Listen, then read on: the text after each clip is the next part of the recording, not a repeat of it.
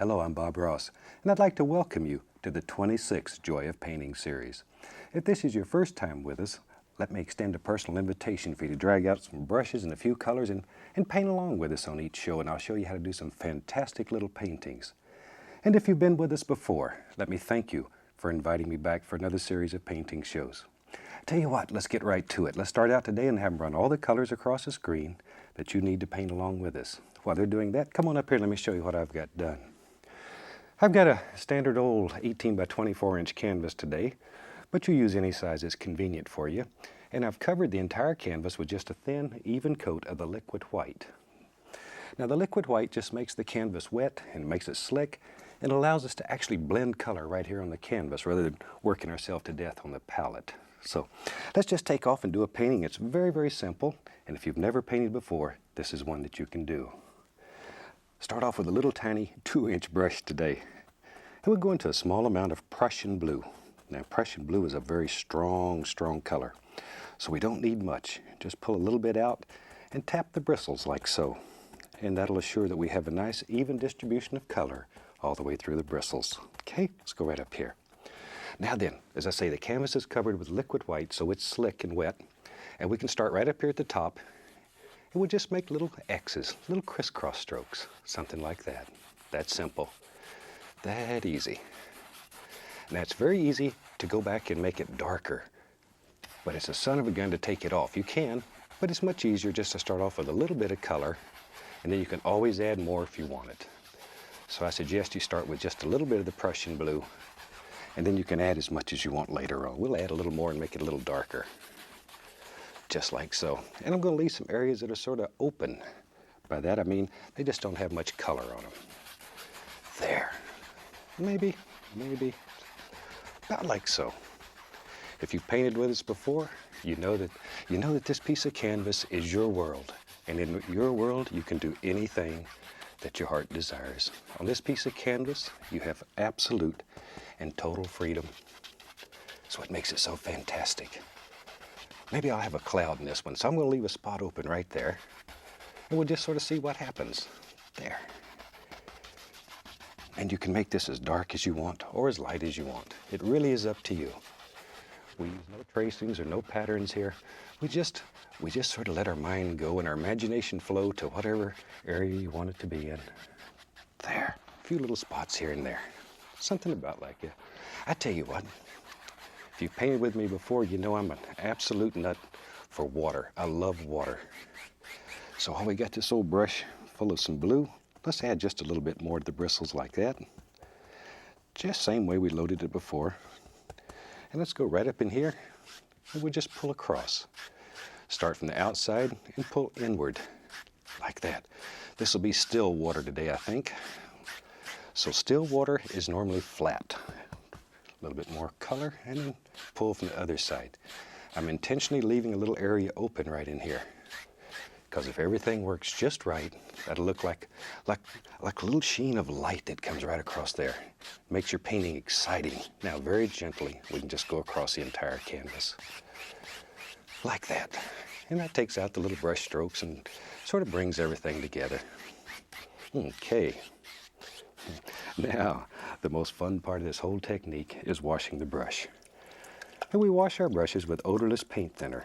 And in this can here, I have a screen in the bottom of it to scrub the bristles against. That allows the solid materials to settle and keeps the paint thinner relatively clean. And we'll shake it off and just beat the devil out of it. That really is the fun part of this whole technique. Now, just use the same old brush. I think today, to show you how easy this is, we'll only use, let's just use a 2-inch brush and maybe a knife. That'll be a challenge. I'm going to go right into a little bit of the white paint. Something like so, just tap the bristles in there. Let's go back up in here. We said we was going to have a big old cloud that lives in our sky. So we'll just take that and sort of tap it. Just tap. All we're looking for now is just a very basic shape for our little cloud, or big cloud. Let's have a big cloud. There. About like so. And once again, you decide in your world where all the little clouds and things live. It's totally and completely up to you. You can have them anywhere that you want. Maybe, let's go right here. just drop something in like that. There. Maybe a little more. There. All we're doing is putting in a basic shape at this point. Very basic. Then I'll get to wash the old brush again. I just like to wash the brush because it's a lot of fun. Same way. Shake off the excess and just beat the devil out of it. There. And sometimes I'll take the brush and go across a paper towel just to be sure that it's really dry as I can get it. Now very gently, one hair and some air. We just want to fluff this big old group of clouds that we have here. Just fluff them up. There, tease them a little bit, and then very lightly, just caress them. Go gently across them. Something like so. And that easy. We have fantastic clouds in our sky. There. See, nothing to it. You can do this. You absolutely can do this. I get letters every day from people all over the country that have never tried painting before, and they've seen us on TV and they've tried this and it works and they're so excited. And they take the paintings and they show them to friends and they show them to their family and they say, oh, you didn't do that. And some people tell me that they've had family members actually look close and try to find numbers, like they've done a paint by number. Okay, let's take some white. We get to moving along here, a little bit of the Prussian blue. We'll put some black in there. I want to make a gray color, maybe a little bit of alizarin crimson in there. Ooh, I like that.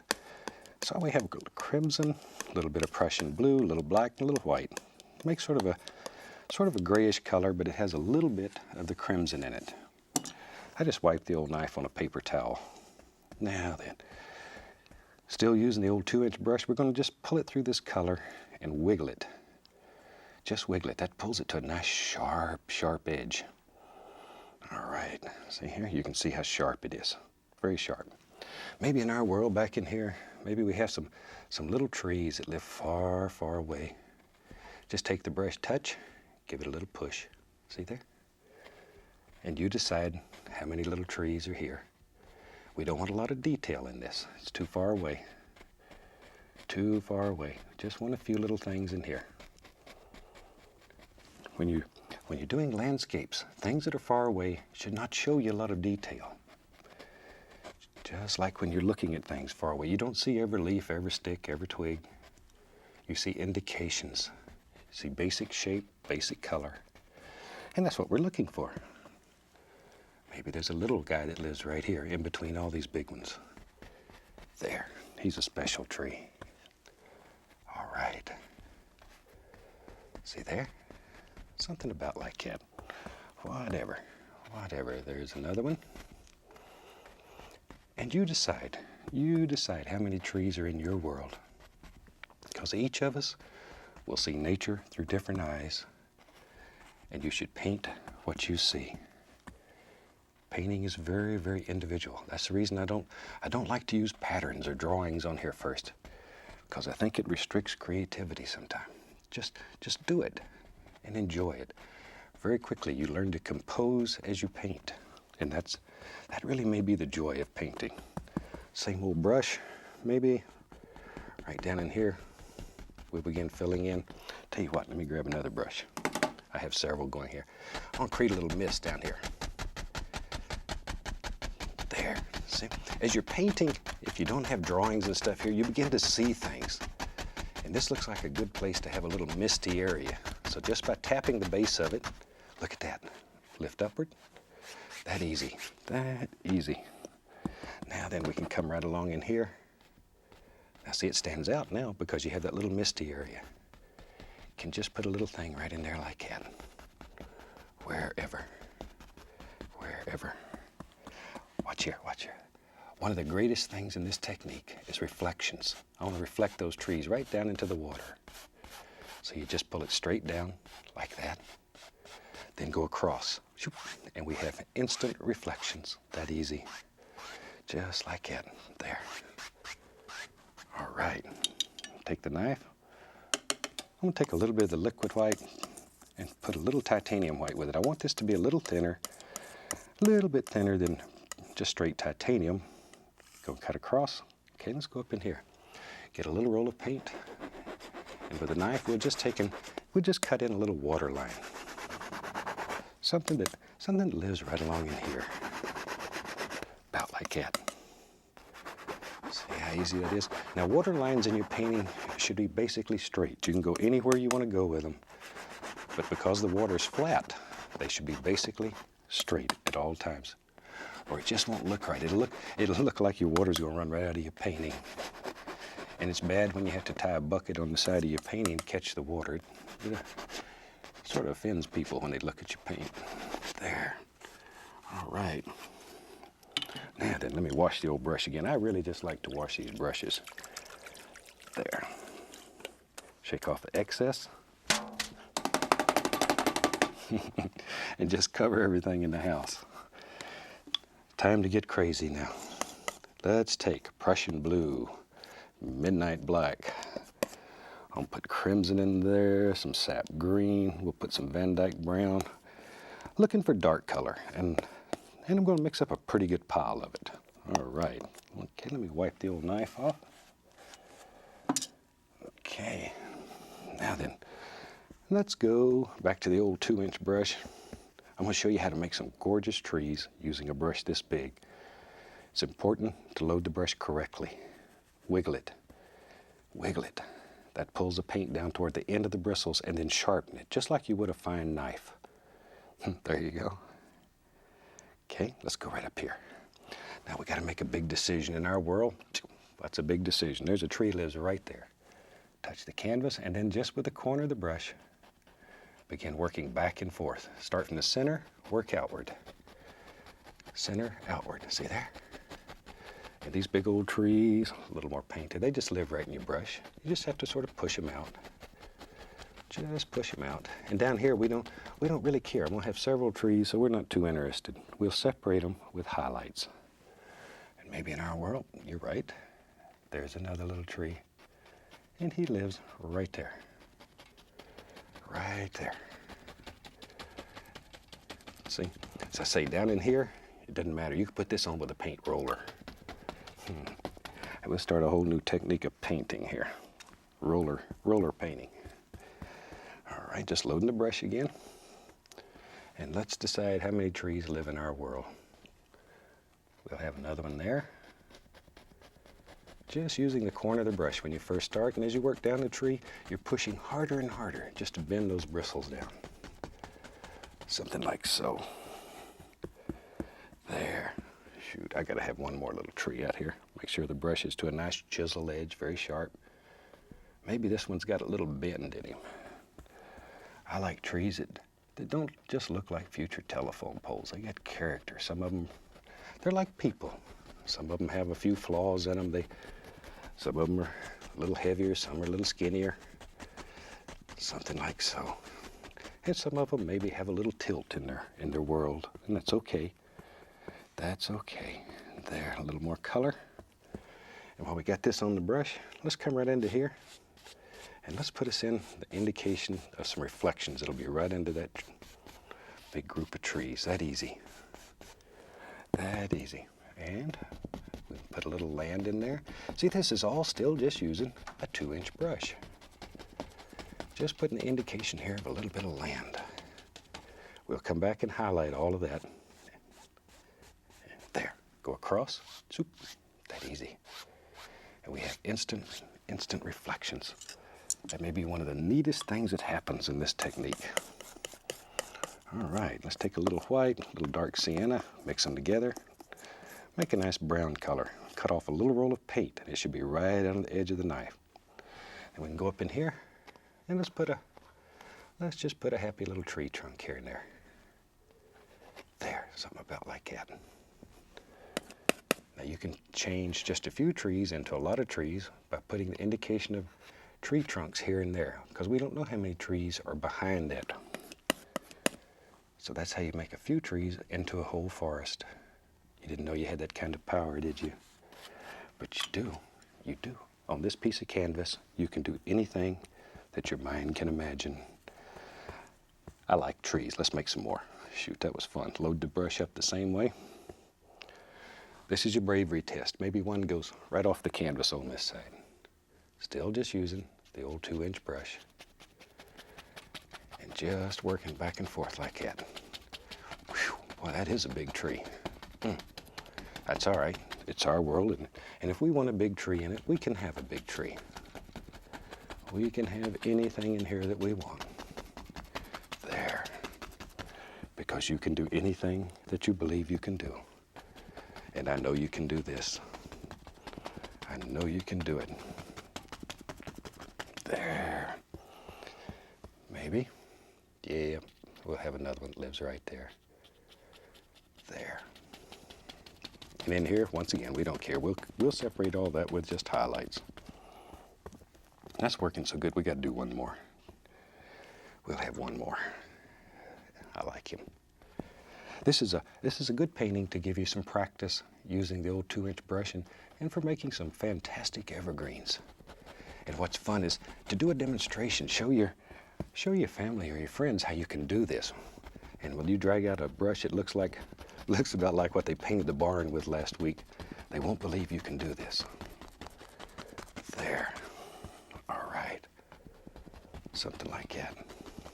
I tell you what, maybe there's, yep, you're right. It comes right down there. And in here, we'll just fill it up. Just fill it up. Just put some color in. There. Okay. Now then, we'll put a few tree trunks over here on this side, still using that same color, dark sienna, a little white. There. Now this old big boy, he goes right off the canvas. We'll assume he's a big tree, strong tree. Maybe he's the papa tree that lives out here. And here and there you can see a few little things that just live in there. You can take the knife and just scrape in the indication of little limbs that are hanging. And evergreens always have these little limbs that hang off of them. Now then, fun time. I'll use that same old brush. Has that tree color on it. I'm going right into the cad yellow. And once in a while I'll hit a little yellow ochre, a little Indian yellow, just to change the flavor a little bit. Because there was blue and black in that color, instantly we have green. We have a gorgeous green color. Load it back up to a chisel edge once again. Same way. Very sharp. Very sharp. See there? All right. Both sides. Let's go up here. Now then, let's begin deciding which tree's in the foreground, which tree's in the background. Figure it out in your mind and do the tree that's farthest away first. Do him first. There. And then, well, let's see. Maybe this tree. Okay. So you have to make these decisions. There. A little yellow ochre I'm going to add right in there. Just to change the flavor a little. So this tree will have a little different taste to him. There. See there? And as it works down, let it get darker and darker and darker. Because down in the bottom here, there's shadows. Big shadows. And also, trees are normally brighter at the top because you have the newest growth up there. There. If you have trouble making this stick, add the least little touch of paint thinner or a little touch of liquid white even, just to thin the paint. Because one of our golden rules that you need to remember is that a thin paint will stick to a thick paint. We start with a paint that's much thicker than normal oil paints. That's very important. It's much, much thicker. It's very firm, very dry. And then by sort of thinning each layer on top of that, we can literally paint layer after layer on top of it.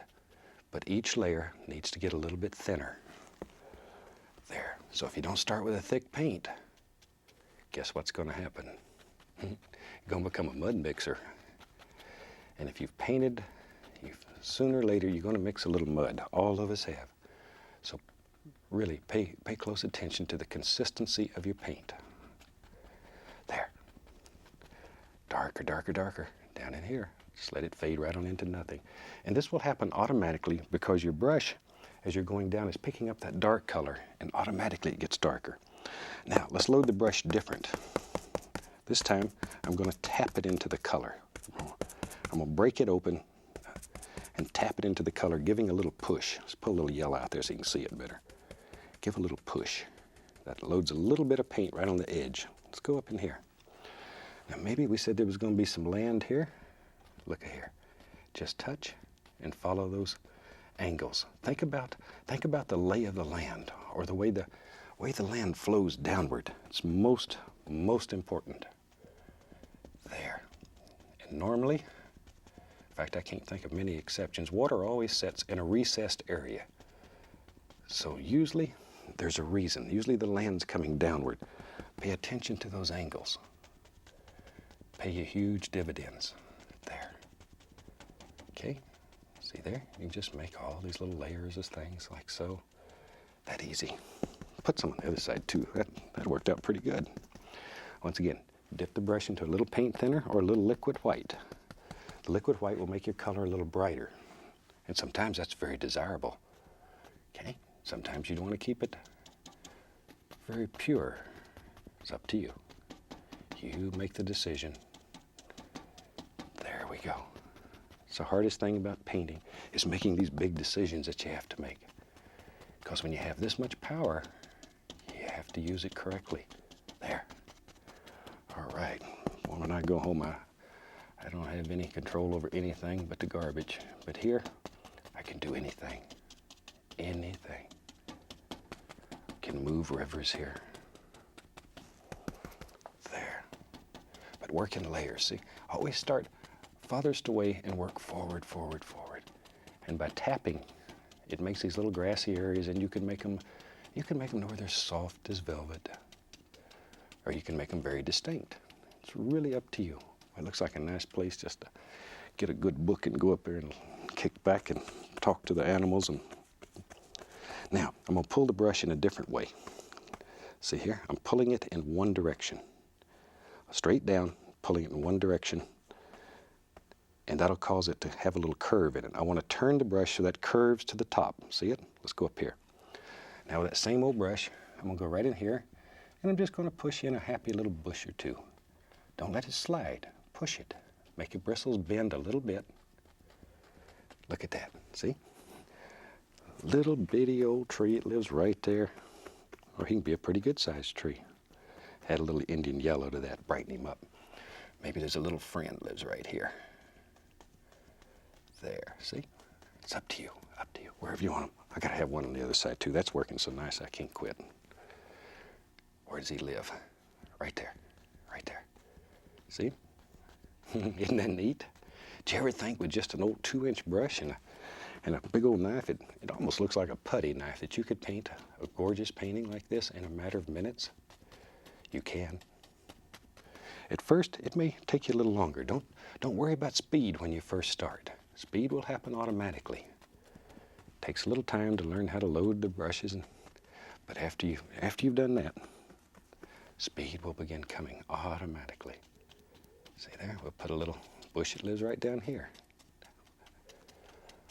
There we go. Wherever you want them. You can have them anywhere. Now then, little water line. We'll take that same old color. This is just liquid white. Liquid white. Pull it out flat. We're going to cut across, just like we did in the background. And let's put us a little water line right under here. This little light area sort of separates the two darks. And if you get one that's too bright, all you have to do is just rub it a little bit. See there? Once again, though, you want to keep these lines basically straight. Something like that. There. You can have a little ripple here and there. Like that. Take a clean knife, and we'll just pop in an indication. A few little sticks, little twigs that live out here. Wherever you want them. Some on the other side too. Shoot, I think we got a finished painting here. We'll take a little bit of crimson, a little paint thinner. We'll sign that one. But I hope you try this one. This is a very easy little painting to do. And as I say, even if you've never painted, this is one that you can do. Until next time, from all of us here, I'd like to wish you happy painting, and God bless, my friend.